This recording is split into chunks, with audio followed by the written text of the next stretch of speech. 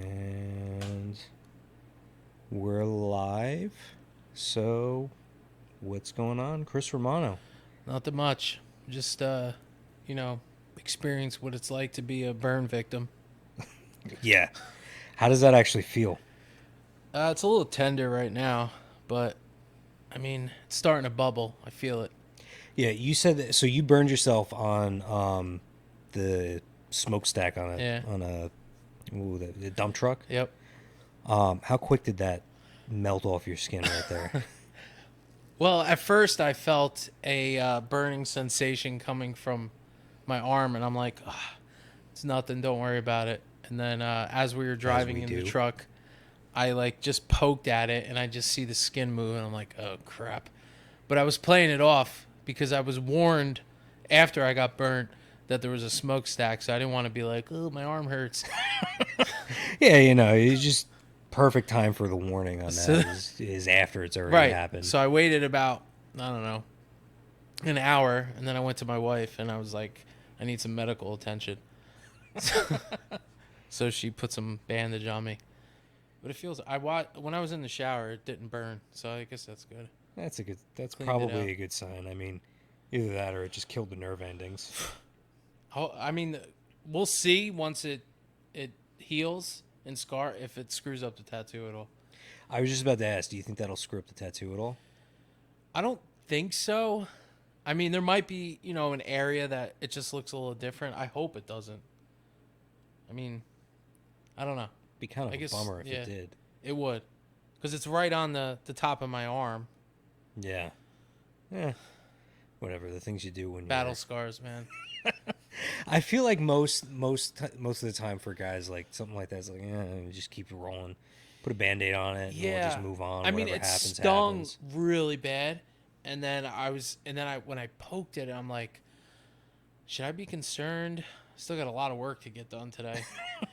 And then as we were working, it kind of went away. So I was like, whatever. So it doesn't hurt at all right No, now.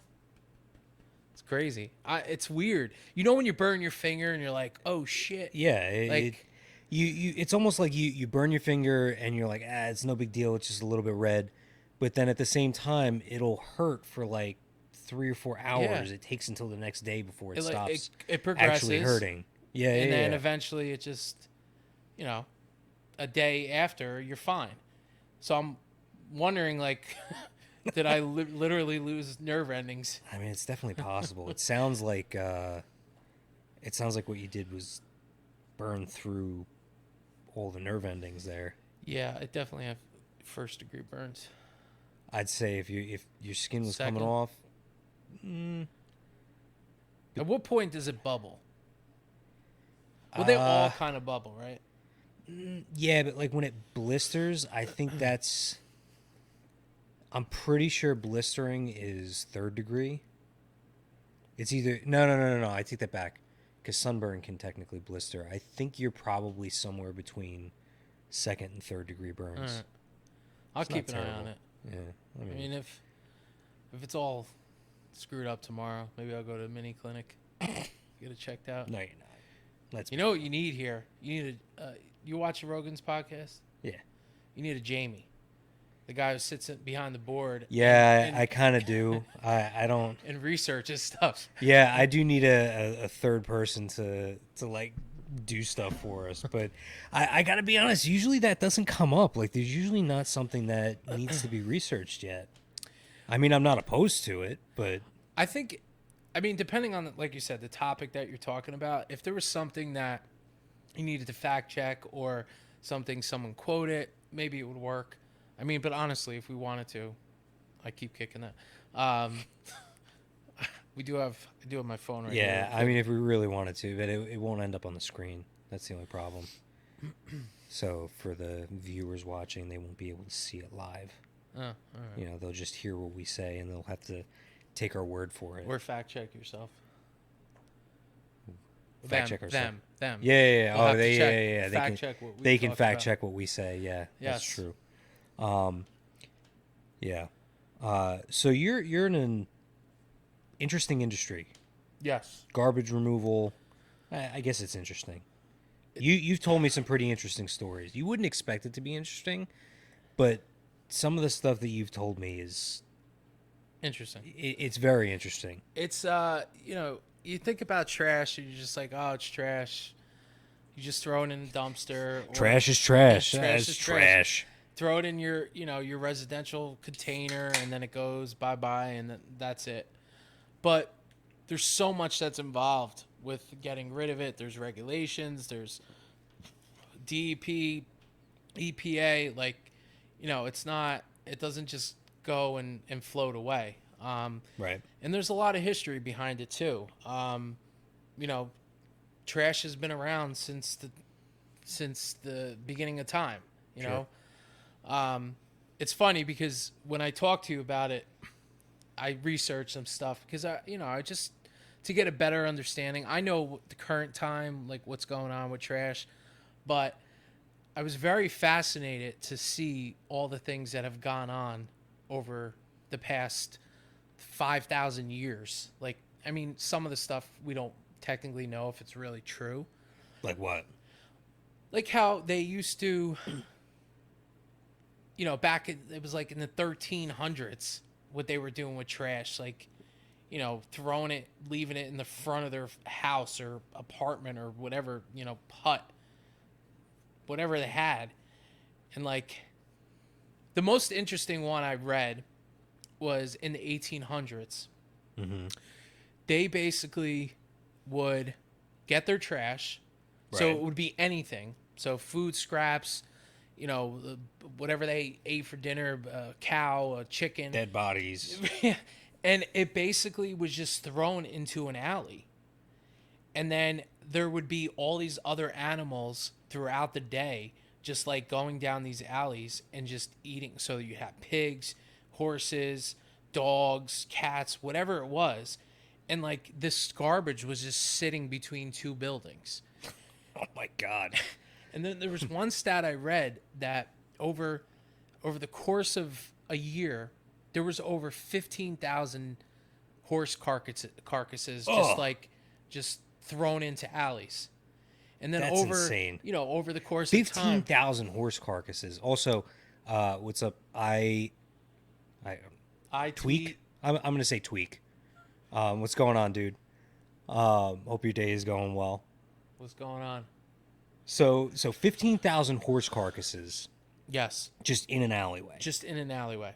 And like then there was a point, like, so that not only brings your normal animals that are roaming the street. Just think, at one time there was pigs roaming the street. Now you have cockroaches, rats, all. Like, just imagine being in that time. I mean, you don't know any better, but kind of. No, but at the same time, it's like you think about that. Granted, we're comparing it to now when you've got indoor plumbing, you've got garbage removal. Nobody knows really what goes on in Right. a dump. Well, I'm not gonna say nobody. Most people don't think twice about what they throw away, where it ends up, how it ends up, what's done with it. It's just like, yeah, the magic people take it away and the truck Exactly. disappears. Right. But to see it like sitting in an alleyway, like, I mean, we get pissed off if there's a little bit of if there's a wrapper sitting in the blowing down the street.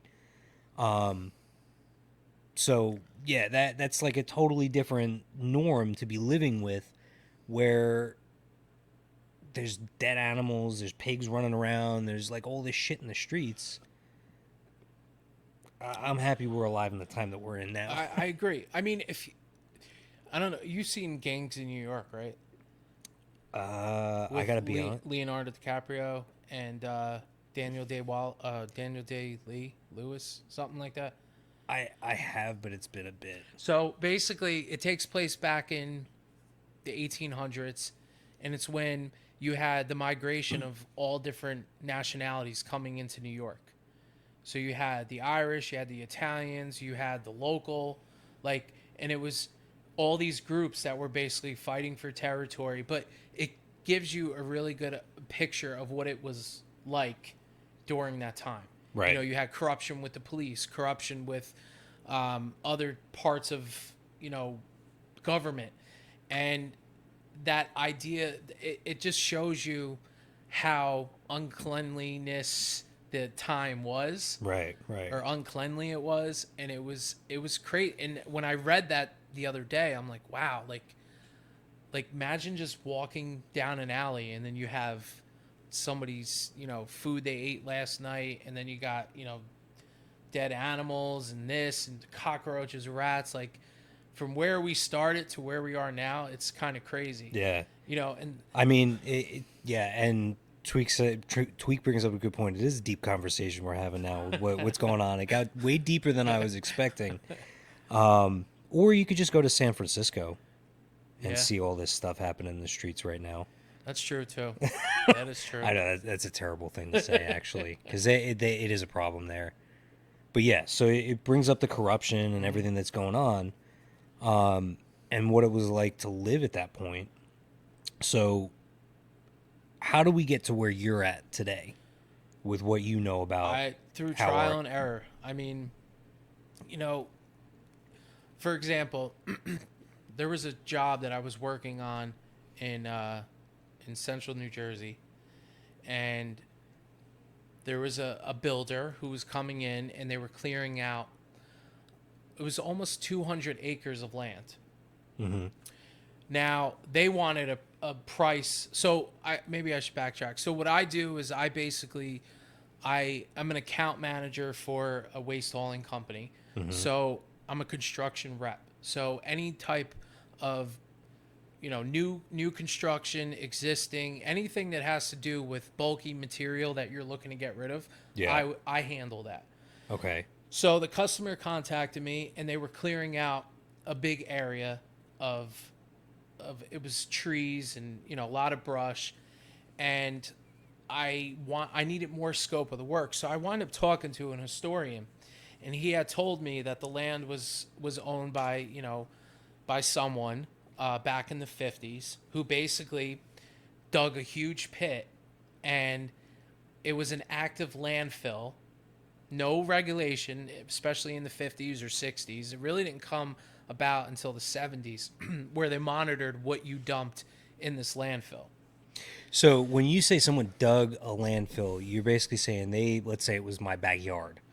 I dug a giant pit in my backyard and just said to the whole town, dump your garbage here. Right. And that was it. There was no other regulation whatsoever on No. what went in this pit.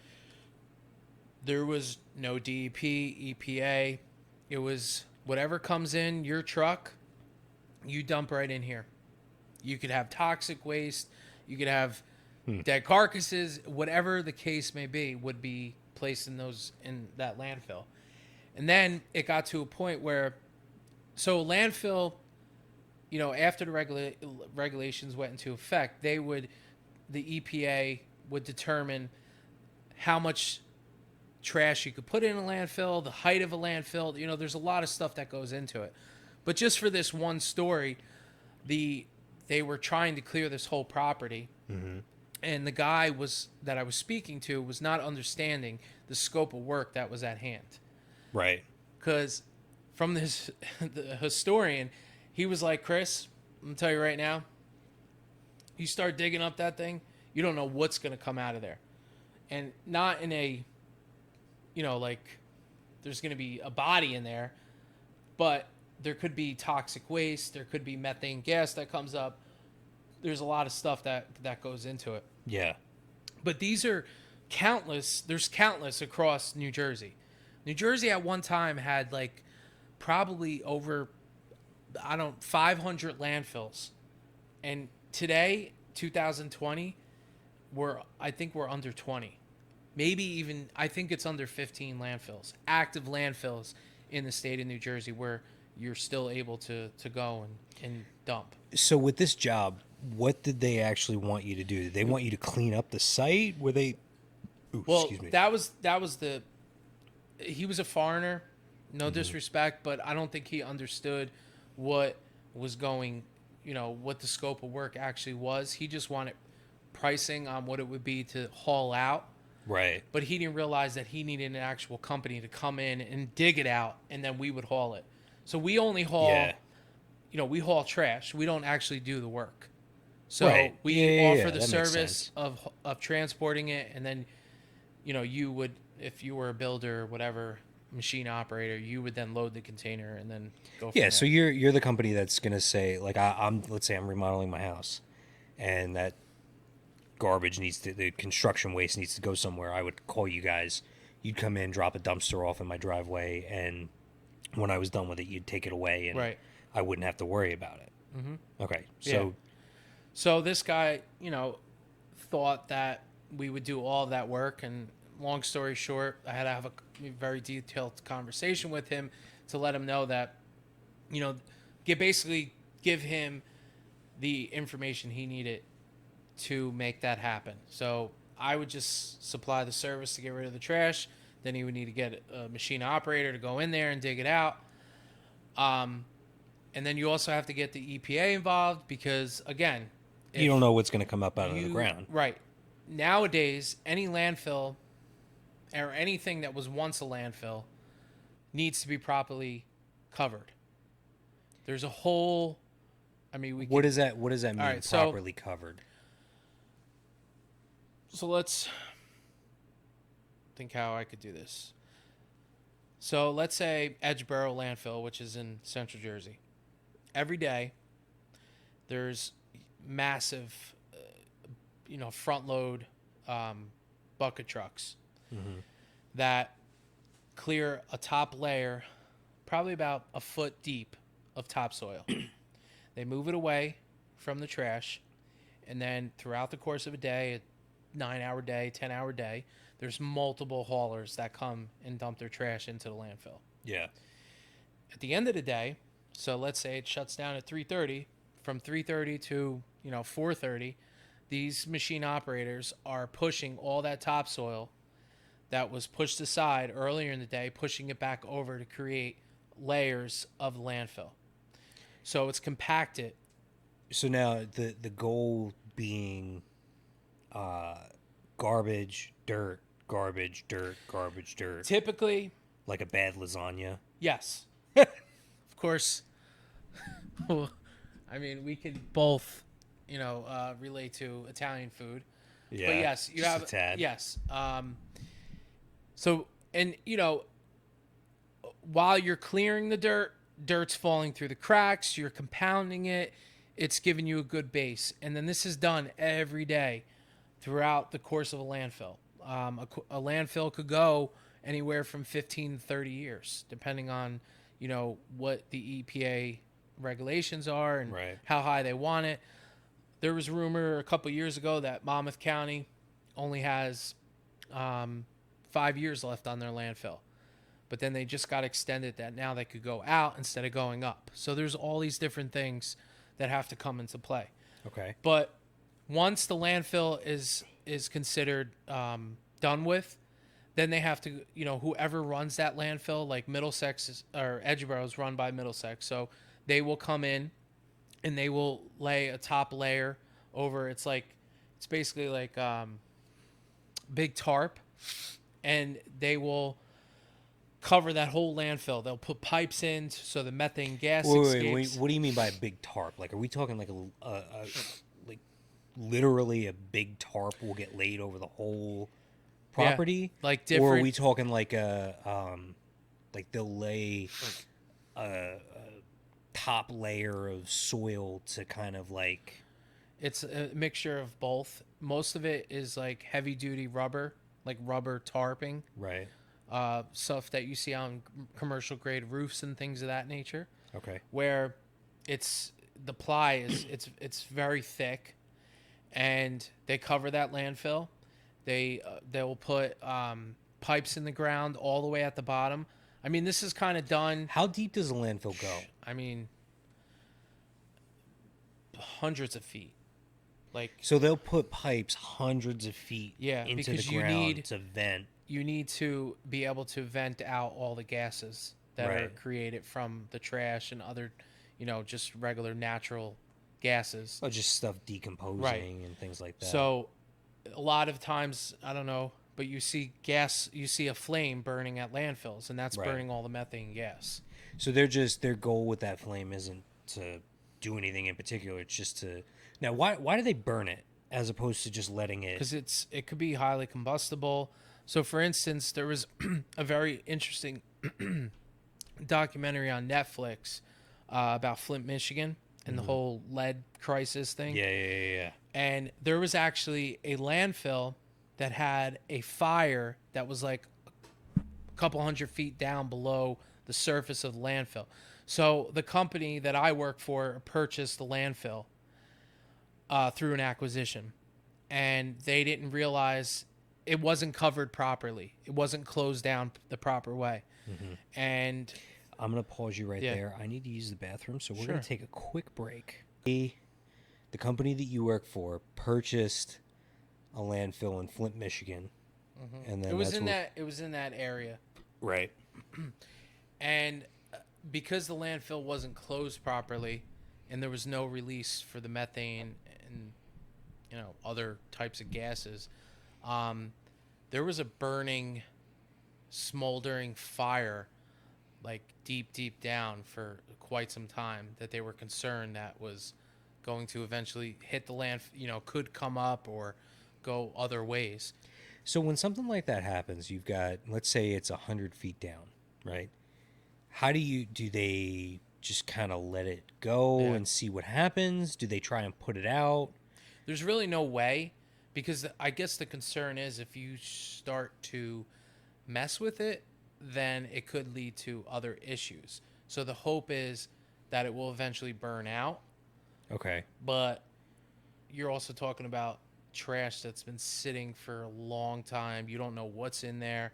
Mm. There's a lot of different issues that could happen. So, because they acquired it, they were tasked with closing it properly. And then, God forbid, if something more, and if it intensified, the company would have been held responsible for the So they had to go in and kind of fix whatever the problems were from previous. right. They had to go in. Now with it burning like that. First of all, how did you know it was burning? How did they know it was burning underneath the ground? I think they had heat signatures. They were able to go down and in some way were able to test the temperature that was below, way below, the landfill. Hmm.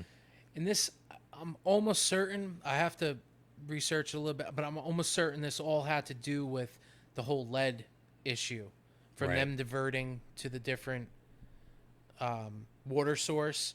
They were Right. concerned that it was going to eventually hit into their water line for the town, which would Okay. have caused, could have been Yeah. Yeah. Yeah. Yeah. catastrophic. But if you are a company or a county, whatever, and you take over a landfill, you are responsible for that landfill for the whole life of it. So if you own a garbage company which owns a landfill, Hmm. number one, you're very well off. But number two, um, let's say your children, great grandchildren, and they still own that company and that landfill is still being monitored, then your family will still be responsible for that land, or company will still be responsible. So basically, for the entire time that you own the landfill or own that land, rather, even though it's been closed or can't be dumped on anymore, you're respon you're responsible Mm-hmm. for what ends up happening with it Right. ultimately. Yes. Okay. So I So, mean, but nowadays most of the times they're done properly. Like if they were done, I would say if there was any landfills that were open, let's say the 80s, maybe a little later. Yeah, probably 80s, 90s. I think you're safe. But anything that's old, like over right. 40, 50 years, most likely you have some issues with it. So now, when this company acquired the landfill near Flint, um, and they were tasked with closing it properly, and they knew there's a fire under there, did they have to wait until the fire burned out in order to start closing it properly, or were they able to immediately start running pipe into the ground and venting it? Like, were they worried about that? I know they were worried. I know it was a massive undertaking, like financially, um, because the biggest concern was that it was going to interfere with other resources. Sure. But yes, it was. I think what happened, from what I recall, is that it wasn't properly closed. Like it was kind of closed right, but it wasn't done the proper way. So then they Right. had to go in and do it the right way. But this fire was so deep that it's not like you could shoot, a bunch of fire hoses and put Yeah. it out. Like it was just like kind of a wait and see what happens type deal, which is scary, Yeah, for sure. you know. But yeah, landfills are. It's crazy to think that landfills um, go from us just throwing trash in it to or companies throwing to sometimes becoming developments that we live on. I mean, there at one time there was hundreds of landfills in the state of New Jersey. Where I live in central New Jersey, there was a landfill 5 miles from my house that is considered inactive. There's no more methane coming out of there, and houses are built on it. Yeah, but doesn't at that point won't the landfills doesn't the ground like sink down? Yeah, you could have massive sinkholes. Like if things, again, if they're not done properly, or if there is a structural issue, your house could be sinking, hundreds of feet into the ground. Like it's just, So it's a how do risk you you know take. if it's gonna happen? Like if your house is built on a landfill and you just buy that house, you didn't know that there was a landfill there previously, and then all of a sudden a sinkhole opens up and your house drops like 200 feet into the ground. Is there any way to even predict something like that, Well, or is it like they kind of know it's gonna sink this way, or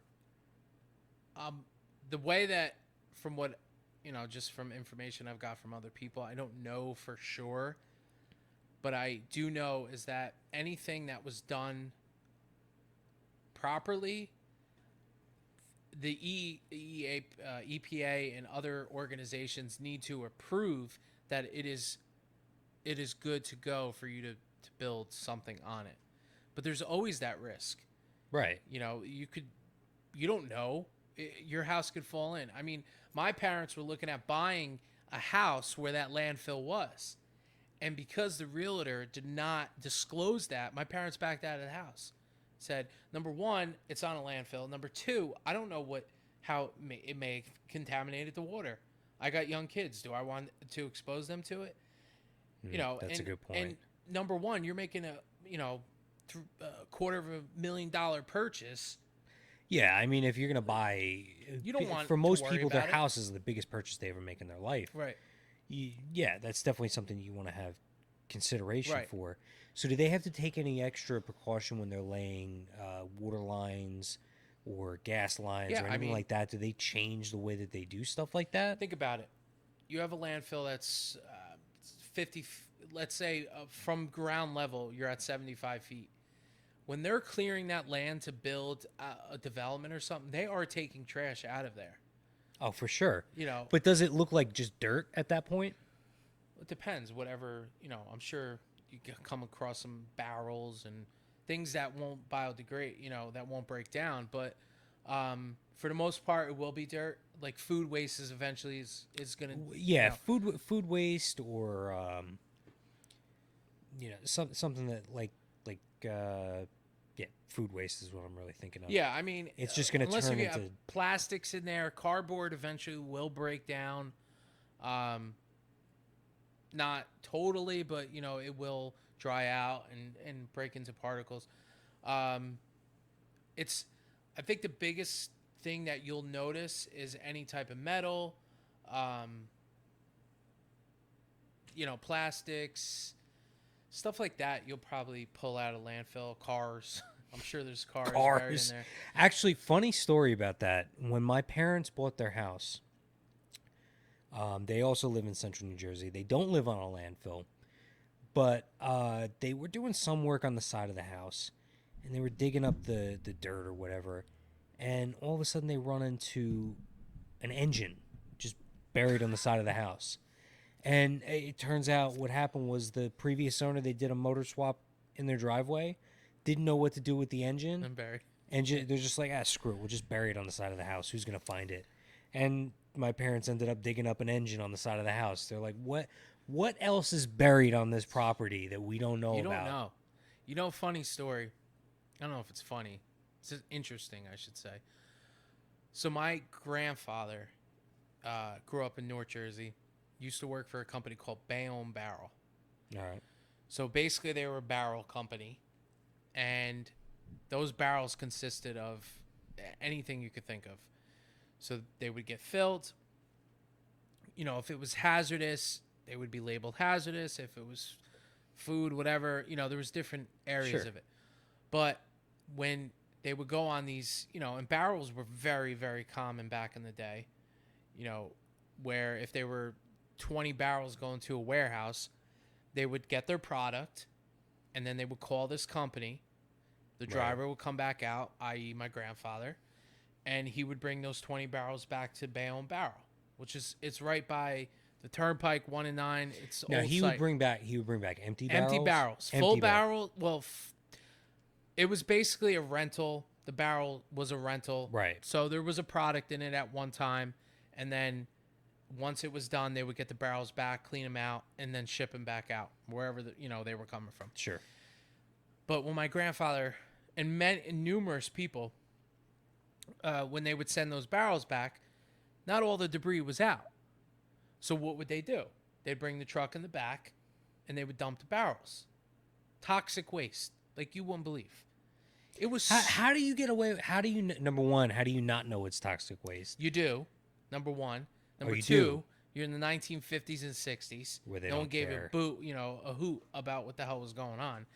And they would bring it in the back of the yard and they would dump the barrels into the ground. Now, what's considered toxic waste? Well, I think that's important to because I hear toxic waste, I'm thinking like nuclear power plant, like glowing green sludge. Yeah, like Swamp Thing. Right. It could, I mean, maybe I shouldn't say toxic. I mean, but hazardous waste. Clorox is toxic. You could get sick from that. So, True.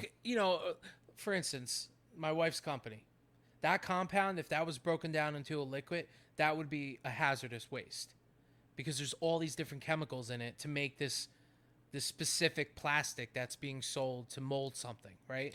Right. I mean, I'm just trying to.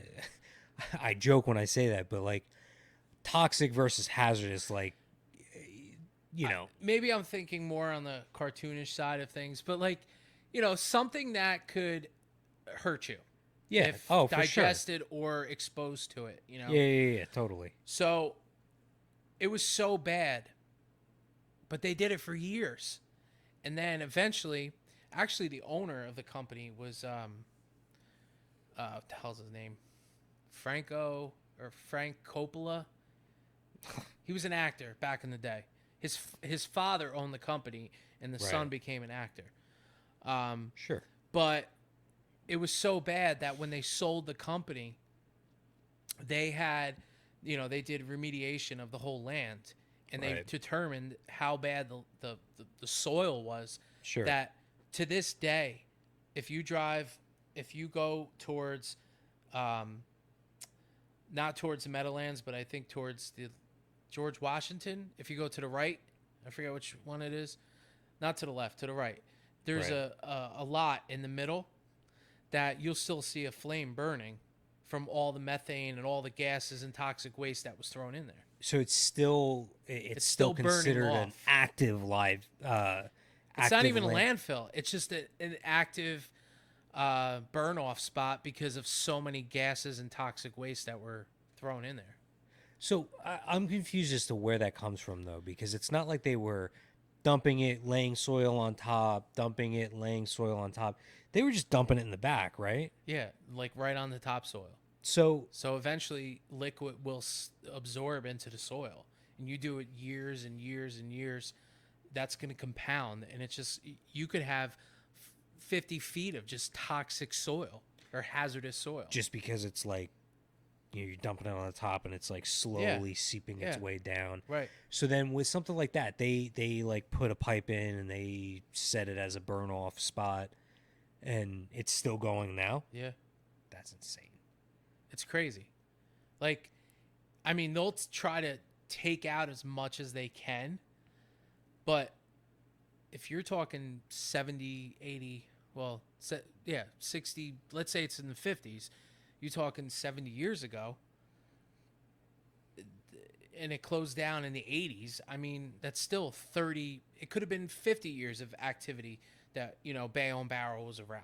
I mean, my grandfather only worked for them for 25 years, but they could have been doing this since the early 1920s and 30s, Right. you know what I'm saying? Like, so My God, it's that's it's insane to insane. think about. Think about, and I know I've done this, and I'm not proud of it, but think about back in the day, you used to change your oil for the car, right? There had to have been one time where you took the oil and you dumped it in the ground behind your shed of the house, and I how long it sat there for. so I'm not gonna say what I did.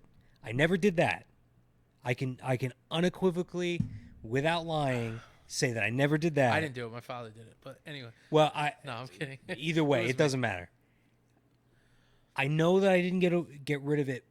What would technically be considered properly. I'm not gonna say what I did though, because you never know who's gonna see this. I But didn't do anything. I never did anything like that, and I never like illegally dumped on the side of the road or No, any no, shit no. like that. It was. I mean, it was stupid. But I could tell you, whoever did it, it's lasted for, let's say 15 years. I still know this. I still know of the spot. Does anything grow there? Well, it was rock, so but you could still see the stain. So there's still an oil stain in your parents' backyard Yeah, behind the shed. behind the shed. Yeah, I got yelled at for it too. What do you mean? I mean, some guy yelled at another guy for trying to exclude myself from. But yeah, it was yeah, it was done by somebody some was pissed off about stupid it. young kid.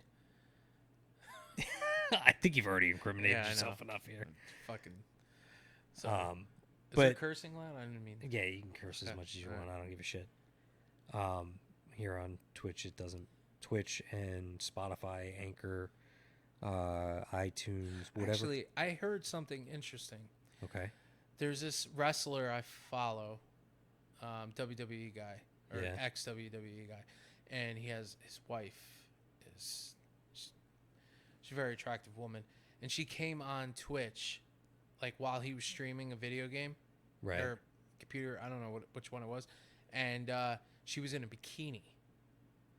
Like she was out tanning, and she came inside. They wanted banning him for like a couple days. I mean, they do have pretty strict rules. I feel like something like that probably isn't the case because I've seen like there are streamers that do like body painting and all this other stuff that like as far as I'm aware, as long as you're not like there's no nipple showing, you're good because like I know of at least 2 or 3 people that are streaming like poolside in a bikini and it's not a big deal. I feel like somebody would have had to have reported it and then it's definitely not enough for a permaban. Like there are people that have been banned recently that don't even know why they were banned. Permanently, they're no longer allowed on the platform. Yeah, I don't know why that would be.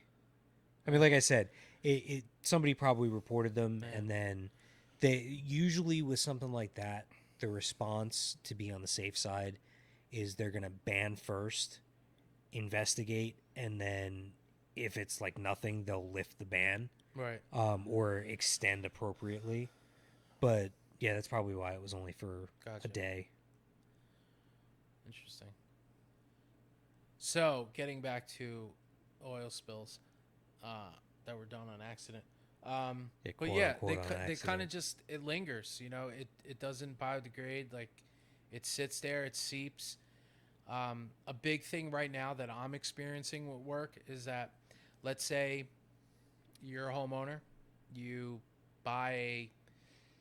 you want a pool, right? Right. And in order to have that pool, you have to get rid of, let's say, I don't know, 60 yards of dirt. Sure. You call me, say, Chris, I need to get rid of this dirt. Could you take it? I'm going to tell you, Frank, you're SOL. You're going to say, why? I'm gonna say because of the regulations that are going on now, everything needs to be tested. Because facilities, if they're gonna recycle the dirt that we pulled from your yard, we need to make sure that that's clean. So in order for me, for me to haul that away, I need to have manifests that state that this is clean. So you would have a company come in and they would test it, and if it's residentially clean, then we could dispose of it. It's honestly, it's such a pain in the ass that it's not even worth the headache. We typically will just push the customers away, and So where do you get rid of your dirt? Like, let's say I wanted to put a pool in. Where would I get rid of the dirt? typically we'll take it to uh, there's a couple places, guys that recycle dirt. um, it could be a concrete, asphalt, dirt recycling facility, Right. and depending on if it's rocky or not, they'll put it through their digester, and then they'll push out clean soil. But So there what are does a guys, digester do? kind of just breaks it down, takes all the rocks I mean, you out. think of dirt and you're going like this. It breaks it down. Well, But like it when just, you think of dirt, it's dirt. What are you digesting? you basically you break down all the bulky material that might be in that dirt to give you good clean fill or good topsoil, and it just it comes out. Same thing with like food waste, right? They have massive digesters that basically just break down that food so it comes out into either a liquid, or it kicks out all the metals, it kicks out all the bones, it kicks out everything, and everything goes to a different department. So you get your could get a natural gas from it, you could get multiple things from it, but it's very difficult to find those. They're unique because Sure. most of the times it's all right. You got trash, bring it to the landfill. You got concrete, bring it to the recycling center. We'll break it down. We'll make it into crushed stone. Okay. Like the stone we used yesterday. Or we'll break down the concrete and sell it as is, or we'll sell it to one of the big concrete companies, and then they'll do stuff with it. Like, They'll break it down and turn it into right. more concrete, Or or they'll some break shit down like that. asphalt and sell it to, a milling company that will make asphalt, throw it in hot tar. And so there's all different outlets for different things. All right. After this next break, I want to hear about you. You mentioned that you have some interesting clients. We're not going to name who they are, but I want to hear the stories about what have gone on there. So we'll be right back with that. So now that we're back, you've mentioned a few times you've had some interesting clientele working in the trash removal industry. And I would imagine that there are some clientele that would have some very specific needs, or try to have some very specific needs with what we'll call quote unquote trash removal. Listen, it's all for tax benefits, all right? Wow. Yeah. I mean, for all of you that don't know what we're talking about, I could say, just if you want to get an idea, you could watch The Sopranos. You could watch a couple movies out there to get an idea of what we're kind of talking about. I'm pretty sure that gives it away. I mean, the main, the goal for that was so that they can, so obviously there's different fractions, different families that would had their hand in things in trash. One for tax purposes. Two was other illegal activities. And three is to control a market. How would you? I got a question before you go on any further. How would you control a market? with So let's garbage say, removal. I mean, this is common knowledge. Let's say you have the 5 families in New York, right, at one Sure. time. Basically, there was an agreement. It was that Joe had, 1A, Pete had 2B, and so on and so forth. And the purpose is that so they controlled that area. That was their area only. No one else could come in. No other competitors could come in and control the market or bring up the market. It was a set rate. They knew exactly what was coming in and going out. And if you crossed the line, there was going to be consequences. Sure. And that's how they rolled for years. Most of it was a front for other activities, but that's, I mean, Neither here again, nor this is there. all public knowledge. Um, there's, I wouldn't, I don't, I'm not going to say, but, that's how things were done for a very long time. Sure. Um, and, it's still, I'm sure it's still prevalent in some areas. I don't experience it, but I know people who have, and you just don't want to ruffle feathers if you don't, you shouldn't have to do it at All all. right. What have the people that you know of that have experienced something? What have they experienced? Just as I said, there's territories. If you see a red can, not to go in and sell that red can. We had a situation where a gentleman went in, sold an account, talked to the owner, said, "Hey, I will cut your rate in half." Guy was like, "Oh, great. Let me sign the dotted line." Boom. Sure. Next day, the customer calls the guy, his old guy hauler. Sure. "Hey, canceling with you, and I'm going with Joe Schmo." "Really? Okay." So then my manager gets a call. "Hey, this is this is Johnny Two Toes over here. Yeah. Yeah. Yeah. What's douchebag doing over here selling my account? Trying to take my account away from me.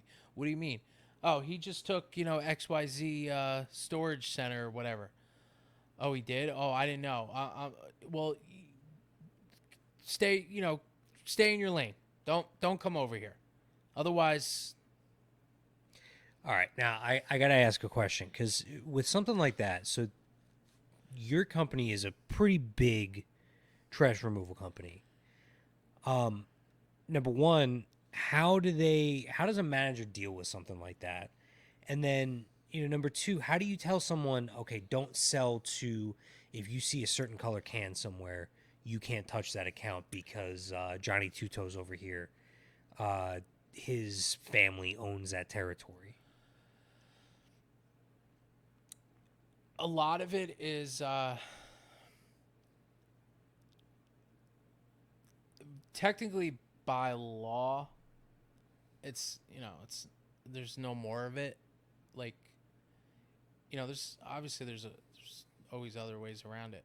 But how do they deal with it? It's just, I'm sorry, it's a free market basically. We Sure. could do what we have to do. Was there consequences? Absolutely not. That's, again, I make a huge statement on that. There was nothing that ever happened. It was just a phone call. Like, what is going on now? It might not have to do with anything that people have seen or heard in the past. But I mean, if Well, you I mean, were, you can make an inference that if someone's calling up saying like, what right do you have to go in and, stay in your lane, otherwise there's going to be consequences. Maybe they're empty threats, but they're still threats. because I mean, it's still around. It still happens. So Sure. You mumbled that under your breath. I know. Like, yeah, it's still around, but Basically, it is what that it phone is. call went a long way, and that account never got signed up because, again, there's a mutual respect, there's an understanding, and technically, it's really not allowed, but it's just kind of the way. There's, I should say, there's a lot of old school people who still kind of follow those guidelines, and So is it more like a? Was it more of a phone call of like, hey, stay in your lane, or we're gonna, break your legs, or is it, hey, I thought we had a mutual understanding that we wouldn't do this because we both wanted to, X, Y, and Z. Less, I guess what I'm getting at, was it more of a threatening thing, or was it more of a, like, did you guys just make a mistake and not realize what's going yeah, it was on? more of an trying to get an understanding of why it happened, and then depending on what the answer was, then it was, all right, well, don't do that. Like Well, there's don't do that or don't do that. all all I will say is there's if you're an old school guy or a private hauler, there's still an understanding of the ways of doing business, if that makes any sense. So it's like an old school like handshake. Right. So We're just you gonna. have I'm not going to use my name, but you have Apple, you have Google, and then you got like um I don't know, fucking Cape May. We're drinking Cape May beer, so You have Cape May Tech Company. Yeah, you have your big dogs, and then you got your little guys who don't really follow any type of guidelines, do whatever the hell they want to do. They might still go off the old school way, if that kind of puts it. Who would go off the old school The way? the guys that don't, the little guys that don't care. So they would So go. you have the people who are in the spotlight, who are publicly traded. They're looked at with a fine tooth comb, and then you got ABC Disposal, who will do whatever they need to do to make a living. So sort of. I mean, I guess the closest legal parallel for this would be like the cable companies. How, I don't know if anybody's noticed, but at least in New Jersey, the way that it works is if you are in an area that Optimum is your provider, you can't go and get Xfinity. And if 100%. Xfinity is your provider, you can't go and get Optimum. They will not. They'll just say that they don't service that area. Is it something like that where Yeah. they've kind of agreed, you know what, it's in all of our mutual interest to just not compete in these set areas, and you could have, let's say, I don't know, it was sticking with North Jersey. Let's say you can have North Bergen. I won't come into North Bergen. You don't come into Union City, and I have all of Union City, and we just won't compete. Anybody that wants trash removed in any of those cities, they have to go to whoever Right. is servicing Perfect that area. example. We both worked for the same company at one time, well, Mm-hmm. twice. You have one territory, I have the other territory. You stay in your territory, I stay in my territory. If I come over the line, there's going to be consequences. Sure. Not physical consequences or threatening, but it's, hey, dude, you took my sale, pay up. Right. I've heard stories. I never experienced them. In a city area where, let's say, Main Street's the main road. Frank, you have the right. Chris, you have the left. Chris has a new salesman. Kind of like the story I just told you. This is from what I heard from other people who are in the business. Who would have thought the trash industry would be so? It's crazy. I mean, it almost sounds like borderline cutthroat here. Yeah. It's... And now if you talk... As you're like trying to. I hate when the clasp is like, taking out his cross like it's gonna. He's like, please don't kill me. My last name is Sorrentino, by the way. Whose last name? I was kidding. So they can't find me. Yeah. So basically the story went is that left side of Main Street Disposal had a new rep. It's weird because I just thought about this one, thinking about all the years I've been in the business. And this is years ago. The new rep, went out, and he went across on the right side of Main Street, sold an account, had the dumpster delivered, the whole bit. Somebody gets a call, or no, the business owner gets a call saying, why am I not servicing your stop anymore? Guy's like, what do you mean? He said, left side gave me a phenomenal rate. Sure. He said, listen to me. We have an understanding. He services the left, I service the right. Tomorrow, he's coming to pull your box.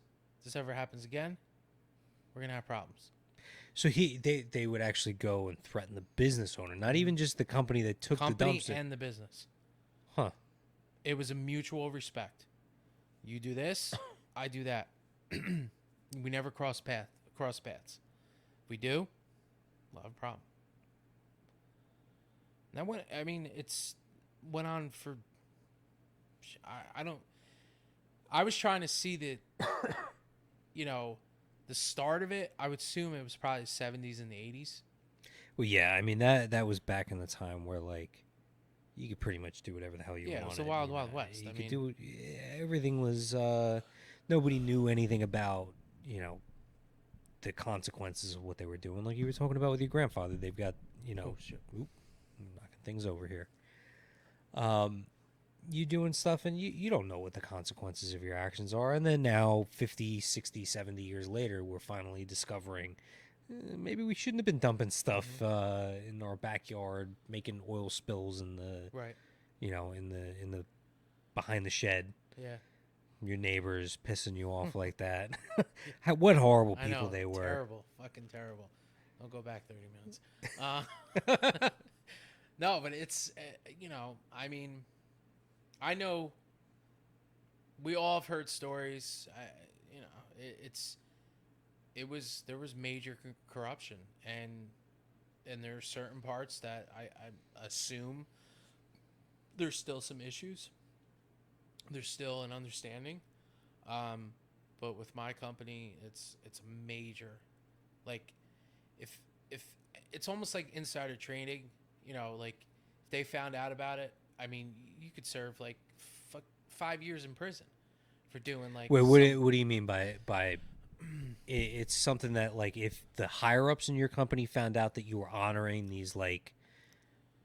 We'll call them for the. You scratch my back, I scratch your back. Right. So if they heard any of that, or if you talking to another hauler about pricing or anything that has to do with private information, I could lose my job. I could go to jail. Like the regulations on it are no joke. So, but you're talking about. Not just the company itself, but you're saying that these smaller companies, if they found out that basically anything that was going on, like you weren't personally No. a party to any of this stuff, but I mean every company has its like legends and ghost stories and things like that. Like I worked at we both worked at Enterprise at one point, and we've heard I don't know if this is true or not, but there was a story that was circulating around that. There was a guy that rented a car right around the time the cruise control was first coming out. He insisted that I want a car with autopilot on it. And, now you hear autopilot and you think Tesla, right? Because it's actual autopilot. Right. But the story was circulating around that rents the car, makes sure it has autopilot. And you find out later on he crashes the car because he was asleep in the back. It was like a minivan or something like that. He crashes the car. He put the autopilot on. He's like, I don't know. The car crashed itself. It was on autopilot. I don't know what's going on. Who knows what that story? Who knows what? Right, I'm sure there's an aspect of that story that's true, but it's one of those things that like it's like a legend that gets passed. By the time it gets to anybody, it's a legend that's passed down. Right. It's like, oh, did you hear about this going on? It's like this happened. I didn't believe it until I saw the damage, or the police report, or whatever it was. And then you're like, I don't don't know if this actually happened or Yeah. not, but it's one of those things that, like, if it's actually going on, it's not. It's blatantly illegal Yes. Like, if it's going on. right. And I think there's pretty solid proof and what went on, 20, 30 years. Yeah, I mean, still 20, 30 years ago, the regulations were not what they are today. No. I mean that's still at a time, like, I think about when I was first out of college and going to work for companies, hearing about, like, what it was like 10 years prior, and this is, now we're going back another 10 years, Right. and you're like, oh, you missed the glory days of the company when everything was fun and we could do whatever we wanted, and then it was like cocaine and hookers in the office. Not really, but Wolf of what? That was accurate where I'm at. Okay, I mean, I said that facetiously, like, No, thinking it's Wolf of Wall Street here. From what I heard, the parties were insane back in the day. Like, Friday nights, they would all be at the bar. They would all be in their nice suits, and they would just be whatever, hookers. Eating these big feasts. Like, that was one thing that I was cool to me, at least, because I'm very family oriented. I like the old school, that old school way of, like, family's everything. Sure. You keep your friends really, there's this massive inner circle. Right.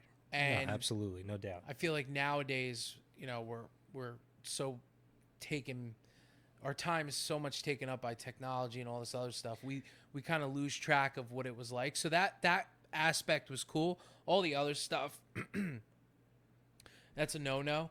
But, like, all the other stuff, meaning what? The cocaine and hookers? No, like the corruption. No, cocaine and hookers. That's okay. fine. But that's all the fine. bad Cocaine stuff, and hookers were good. Corruption, not so much. yeah, I mean, like, it's just the thought of, like, hey, every Friday night or Saturday night, going to the bar or the club or whatever. Yeah. You're gonna be with all your pals and you're having a great time. Like, that's cool. Like, that camaraderie. Again, the stuff that's happening behind closed doors, that's a different story. But there was a lot of cool things that they did. And that was everywhere. Even if you weren't a part of the five, you were Joe Blow hauler. It was the same thing. Sure. That's the way they rolled. If you were a part of the clan, you were part of the family. Not that clan. No. So we're clear. You were part of the group. You may want to rephrase how you said that. Group. If you were part of the group. Yes, if you were part of the group, then you were like family. Yeah. And they treat you like family. Like, that's the one thing. Now, if you were an enemy, it's a different story. But if you were okay, so now you say it's a different story. What exactly did they do to an enemy here? Now, I understand that I'm asking you to, like, recant legend here. I know that there's no chance that you were ever a party to this. No, I was never. Because it's stuff that went on when, I mean, 80s. Yeah, I mean, really, I think the time where they were most relative was 80s, probably early 90s, until there was a huge crackdown on all of that stuff. I mean, you could easily Google anything. Just from word of mouth and things I've heard, is like, again, you're Joe Blow hauler, right? You have a massive book of business. You're covering, let's say, 5-6 counties, right? You're billing out. All right, right now, we're about, let's say, $10 million a month, right? Sure.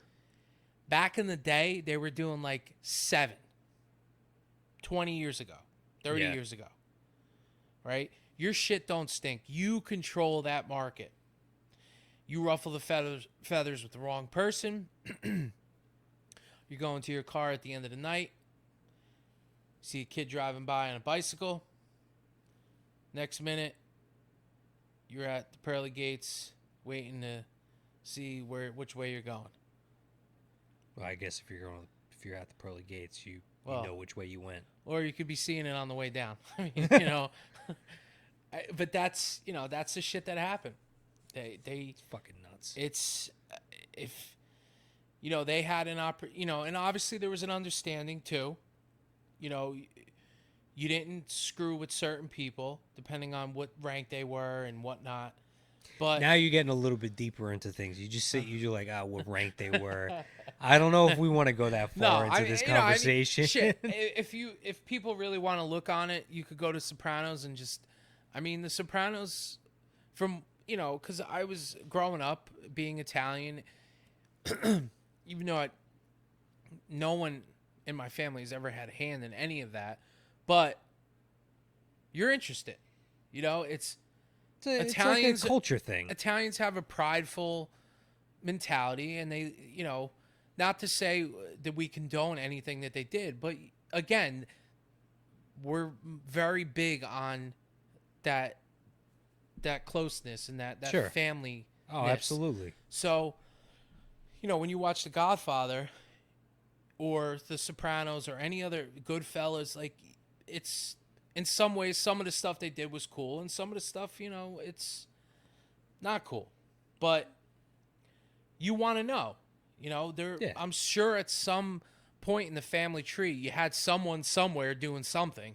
You know what's funny about that? Like, I'll never forget this. I had to have been like, I don't know, 15, 16 years old. I go to my grandfather. In school you're like just learning about it, and you're like, oh, wait a minute. I'm hearing all these stories about my grandfather working at a liquor store. It was like in the 30s and the 20s. I'm like, wait a minute. Like that was during Prohibition. Like, that can't be right. It's a Coca-Cola story.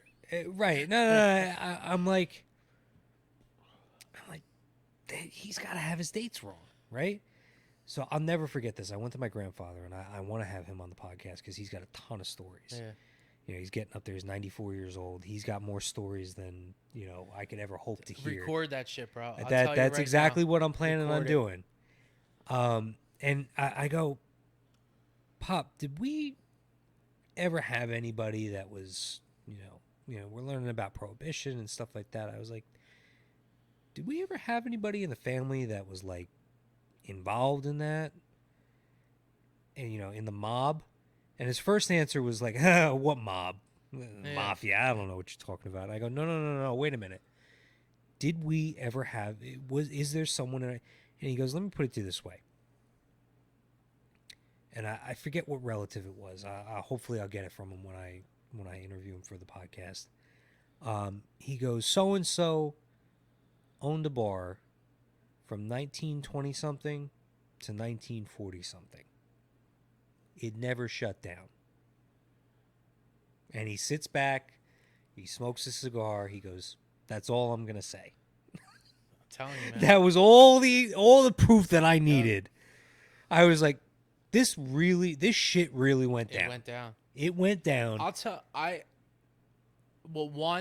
The reason why I said record everything is because I lost my grandfather to it's going to be 9 years ago. My grandfather was my hero, not to get all sappy and shit, but he served in World War II. Yeah. Probably the same as your grandfather? If he's 94. My grandfather's 94. He served. He had to. Shoot, I'm sure he was in the military. Yeah, because the grandfather that's still living is 95, and he served in World War II. He might have been Korean too. I don't know. I know for a fact he was in the Korean War. He was not in Vietnam, I don't believe. So it had to be either Korean or World War II. So my grandfather, my mom's father, when I tell you this man had been through everything, growing up in poverty, to going to signing up to try to get into the Navy at the age of 16 and being told by the recruiter, boy, you're going into the Army. Like 16 years old. Yeah, you think about that now. People are like, oh, going into the Army? I'm not going to fight a war. And they're like, you couldn't. there are people that you couldn't pay to be patriotic anymore, and No. people at 16 are like, no, I need to I do need to do this. this. This is a way for me to support my family. And they said, no, you're going into the army. He was thrown into the infantry. The stories to the day that he died, that man experienced, I mean, obviously there was major PTSD. But the reason why I said record is because his stories were so detailed. Oh, Like, yeah. on things that, from him being in Germany and, one night him telling his staff sergeant, you know what, I'm not feeling like going on patrol. And then 5 hours later, not one person came back from that patrol. Like, just having these inklings, like, and then, he never talked about people he killed or but like, just stories even beyond the war. Yeah. I wish I had a recording of, because this man been through everything. I want to know what it was like during Prohibition, during the wars, what it was like in the 50s, 60s, 70s, the 80s. I was born in the 80s, whatever it is, 90s, meh. But you know what I'm saying? Like, those things, they mean a lot to me because I'm very proud and fond of and interested in history. Yeah. But if you could, that's one thing I'll say is, No, I'm 100%. I was actually at my parents' house this morning, and they mentioned the podcast to him a couple weeks ago, and he's like raring to go. I was thinking that I was gonna have to like sell him on like, you're gonna be recorded, it's gonna be on the internet, like most. He's Right, 94 years old. He right. doesn't. We had to force him to carry the prepaid cell phone that my parents give him. Flip. I don't even think. I think it's one of the like old, like the candy bar style, like the Nokia brick phones. Like it's not even a flip phone. I don't It's think. funny you say that because my grandfather had a flip phone, LG, and he had a white, or I guess yellow, Post-it note on the back with the phone number because he could never remember the phone number. But Yeah, I mean, for us, it's one of those things that like now it was up until about probably like 4 or 5 months ago, it was a more important thing for him to have his cell phone on him than it is now because he was living about a half an hour away from my parents' house. And my grandmother passed away 2 years ago, so he was living alone. They wanted to make sure he's actually willingly, he fought it for a while. They got him the button, the necklace. I've fallen, help by falling, and I can't. Yeah, he wears it. He legitimately wears it. There were times where I would just like randomly pop in on him, and he would be wearing it because he fell into the bathtub and was like, I don't know how he couldn't get up, and then luckily for him, a family member was going to check on him or going to have dinner with him that night. And just so happened to be there like 15 minutes after he fell. He was totally fine. Yeah. But the fact that like he couldn't get out of the bathtub. And my mother was like, what would happen if we didn't get here? What would you have done? There's no phone in the bathroom. Mm-hmm. And he's like, I would have let my mother goes to see him every day. Both my parents are retired, so she would have been there within a 24-hour period. But he's like, I would have laid here until tomorrow morning. Such that old school mentality. Yeah, it's like I would have figured it out. But the thing that like really like spooked him was he had a pot of water on the stove boiling. Because my sister was the one that found him. She was going over there for dinner. It was like a Wednesday night. She always goes over for dinner every Wednesday. He had a pot of water on the stove boiling. He was going to make spaghetti for dinner.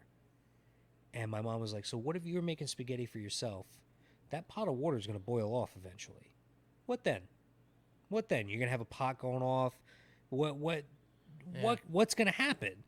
And so, fortunately, because of that, in a way, it was actually the best thing that could have happened to him because after that point, he wears this thing whenever he's alone.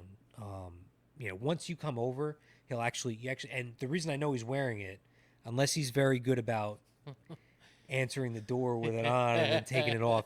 Although my mother just walks in. Like ever since I was a little kid, I can't do this anymore because they moved him. He moved out of his house.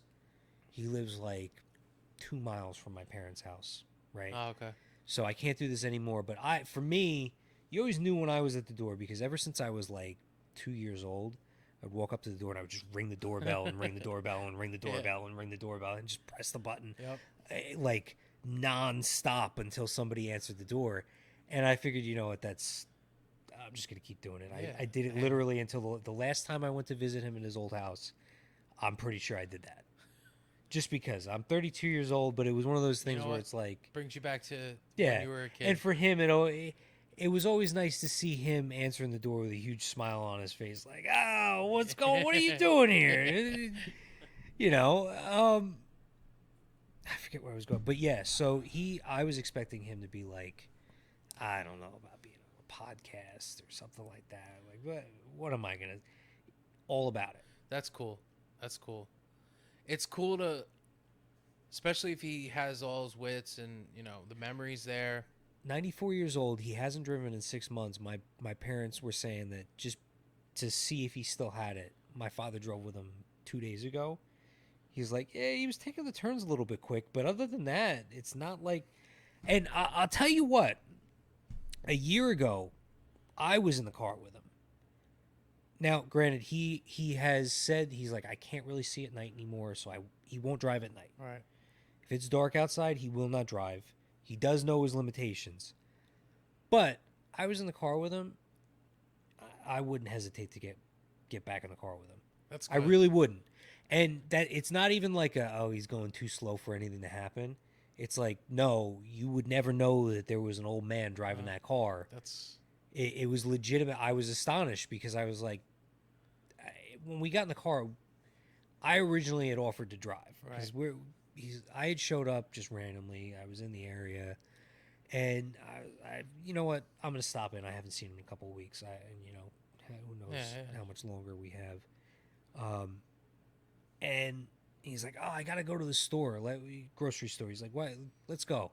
I'm like, "All right, fine. You want me to drive?" He's like, No. I got this. I'll drive." I'm like, "All right." I was like, "We can take your car and I'll drive your car if that," because like at the time I had I think that day I drove there with the Subaru 2-door sports car, like at 94 years old. He doesn't want to get down into it. Right. I was like, "I'll drive Please the tell van." me he drove that. What's that? I said, please tell me he drove that. No. He's got a minivan that he drives. He likes the minivan. You know what it is? The minivan. It's easy to get into. Yeah, it's easy to get in and out of. I'm trying to get my wife to buy a minivan, bro. No, Yeah. don't do that. No, Are you kidding me? No. You could tuck the seats into the floor. When you have kids, bro, you're gonna see. You know what? So here's the thing. I have my Subaru as my fun car. I've got my Atlas, my Volkswagen Atlas, as the car that like I can do stuff with. It's the car that's probably going to get the hell beat out of it because it fits like a normal sized human being, even in the third row. You don't have a huge trunk. It's not like the trunk of a minivan, but Right. the seats fold all the way down, and you've got a lot of space back there. Yeah.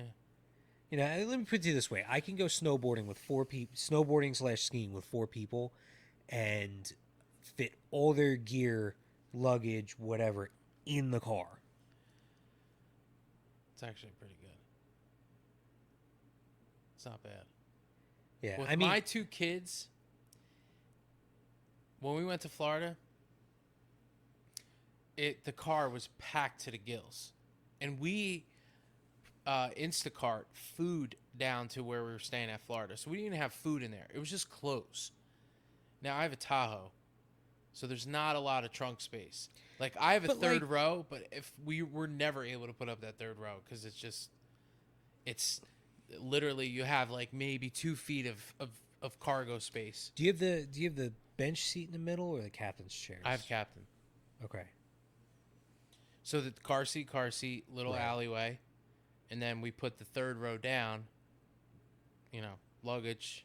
I got to be honest. I don't know how it's possible that you, with the third row down, there's enough space in that trunk that I could lay in it. Yeah, well, number one, you have a female packing for a 5-day trip, and it's really for like 15 days she packs for. You got Ryan, who's my older one, not a lot. But then you have my youngest one who's still in diapers. So you got like 6 packs of diapers. You got wipes. You got snacks in the car for the long car ride. You got toys. You got a carriage. You got my stuff. It's a lot of stuff. Yeah, but at the same time, I feel like the bigger problem is not to offend, but I think it's the way that you guys are packing. I I literally pack in a Nissan Rogue duffel bag, and my wife packs in a suitcase that you would bring on a 2 month vacation to Italy. well, okay, that's the problem. I hate to say it, but that's the real problem is the amount of stuff that you're bringing with you is the primary issue here. I became very. I'm noticing I'm becoming a simpleton. Like at one time, I used to pack like that, where I'd be like, "Oh, I need this shirt with these shorts, and these shorts with these shirts, and these socks and these shoes."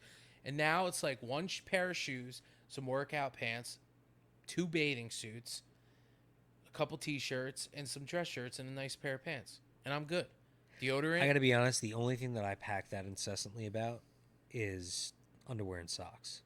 I Yeah, don't know like why. I'll. I don't know why I have this like irrational fear of being stuck somewhere and not having enough underwear and socks. Like I'm gonna like I forget what comedian it was that said this, but he's like, "Is it just me or do you pack like you're gonna wade through a swamp and shit your pants every Do you day on double vacation?" pack? Double underwear? Like, so if you're staying 7 days, do you pack 14? No. If I'm staying 7 days, I'll pack 10 pairs of socks and I do underwear. about the same. Socks, I'm not that crazy about. I'll recycle socks. I maybe this is gross. I will recycle underwear before I recycle socks, and there's a reason. The socks, my feet sweat a lot, I so do too. I could tell if I wore a pair of socks the day before, and it feels weird. Yeah, I don't care. Well, here, wait. I don't care. This is where all right, so if, like today, I worked, right? Did some manual labor. Yeah, Today, if I didn't have socks in the morning, so I get up early, my family's sleeping. I don't want to wake everyone, so I kind of pack the night before or get ready, put my yeah, clothes yeah, out. yeah. Yeah. If I didn't have a pair of socks to wear, I would have no issue wearing the socks that I wore today. But now, if I was going out, like we were going out to dinner or something, I wouldn't wear those socks. I Yeah. wouldn't wear the underwear either. But if I went out to dinner, let's say last night, and then I was going to work on, today, where I knew that I didn't have swamp ass or anything like that, I would easily wear those underwears to go to work. Because I'm like, I'm going to sweat. I'm going to be disgusting. Okay, yeah, that's not what I'm talking about. I get that. I can back that where it's like you're like they're not really dirty yet. Yeah. Like if you let's say you're going out to a nice dinner and everything that you got dressed in the morning and then time to go to dinner, everything gets changed. Figure dinner, even if you're going for the early bird special, you're there for 5 o'clock. Right. So you figure from 4 p.m. if you're getting ready super early between getting ready, leaving, getting there on time, shit like that. Um, you're talking less than 12 hours on anything that you've worn, and you've done minimal, and that's assuming that you go out to dinner and wear them to bed. Right. Some people, don't, you know, I know people that will sleep in the nude or change before they go to bed, whatever. Assuming you wear them to bed, I mean, depending on the night, I would want to change. Like there's some nights, like recently, we've been sleeping with the windows open, and I'm like, I wake up and I'm already drenched in sweat. I gotta take a shower just to start my day. Yeah. But you're talking minimal wear. I'm talking about like if I trying to think what a normal day would entail. Let's just say it's a normal day on vacation in a place where you're not on the beach. So assuming you're not going 10 hours a day with no Right. socks on. If I woke up, let's say we went to Six Flags. Wake up in the morning, go to Six Flags, walking around all day. I could not wear those socks the next day. No chance. I don't care what I'm doing. It would, even though I know it's like, oh, they're already dirty. Why do I have to put a pair of socks on that's clean to dirty the clean socks? I get that, but there's like a crunch to dirty socks that I can't stand, and I would be more focused on that than I would anything else. Yeah, I'm not that. No, that doesn't. If it was we were at Six Flags the day before and I didn't have any underwear, I would go buy a new pair of underwear. Like underwear would creep me out more. For instance, if I go to bed, you just wear shorts, right? Yeah. The next day, morning comes, you have your coffee, you're in the Morning bathroom. shit. I mean, I think we could say Yeah, that. then I it's mean, a we're at the different age story. where it's like you wake up and you're on a routine. You wake up, you drink your coffee, you take a dump. That's just reality, Right. right? I won't wear those shorts the next night.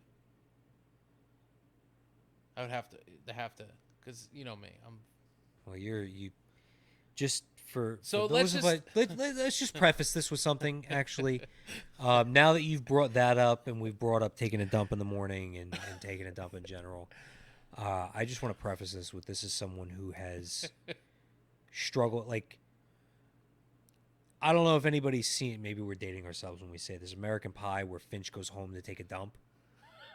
Um, that's what this gentleman has done. so I've had a phobia of going in public for a long, long time. Um, it was so bad to the point where I would actually, if I knew something was coming on at work, like even at Paychecks when, it was there 7 years ago. There were times where I'd be like leaving the office. You'd have like sweat pouring in your face. I just gotta finish this, and I gotta go home. And I gotta go to the bathroom. Yeah, I gotta go to the I've bathroom. literally driven 45 minutes to get home to just be on my own throne. And I will say in the past, let's say past 9 months, I have made huge strides. Home Depot, by the way, has super clean bathrooms, and so does Walmart. Yeah, I was just about to say you wouldn't expect it. And this is another fun fact, and this has been tested across like multiple WalMarts in multiple states. Super clean bathrooms. Very Would clean. not expect that for a Well, Walmart. You want to know what the worst bathrooms in the world are? Wawa's. horrible. Horrible. Smell like disgusting. Ugh. So, Awful. if there's anybody that works at any of these locations, if you work at a Walmart and you're cleaning the bathrooms, good job. Keep up the good work. Yes, big time. If you work at a Wawa, Wawa. Terrible. you got to step up your You game. got to get fired. Actually, about 5 years ago, I was in like further south, like Bayville, Bayhead, like down that way, all the way down. Yeah. And I went to a Wawa to get some coffee and take a leak. Bro, when I tell you, it's like, you ever see those horror movies where the bathrooms are disgusting, like shit on the walls, Yeah. piss everywhere? That they could have taken this bathroom and put it in a horror movie in a second. I complained. That's how disgusted I was by this bathroom. So yes. You got to be like another level of angry to go inside and complain Oh, it was just about like this bathroom is too it's so bad that you can't even like manage it. terrible. I would never, ever. Like, I'd rather drive the extra 10 minutes to get to a Home Depot or I'm surprised, believe it or not. Think about how many people flow in and out of Home Depot in the morning, especially contractors, right? So everyone's having their first cup of Joe, and what happens after that? Runs through you. So what's happening? They're going to the bathroom. That bathroom is clean. It's got to be at least every hour. It's spotless. I sit in the handicap, sorry, but I don't like anything touching me. But I'm making strides little by little. Actually, the biggest test for me was coming back from Florida. Oh yeah, I mean when you're coming back from Florida, you're in the car for almost 20 hours. I mean, I Awful. get it. You can try and plan, but that's I tried hard, like tried 4 or 5 different times, just wasn't flowing. We're about 8 hours into the trip. What do you We're like? in Poop shy? North Carolina. I don't know if it was stress of driving back home, whatever. We were in North Carolina. We stopped to get the kids food, and there was a Panera. I had to. I did it. I was proud of myself. Actually, Panera doesn't typically have a bad. It wasn't bad. I mean, they're not the clean. They're not like Walmart clean. Plus, it was the start of COVID, so these bathrooms were spotless. No one was going in them. That's a good point. So maybe that's why too. Home Depot's so clean. Actually, though, Home Depot's been super, super busy. I feel like since COVID hit. So Well, yeah, that's a different story altogether. I think that's a good story to end on.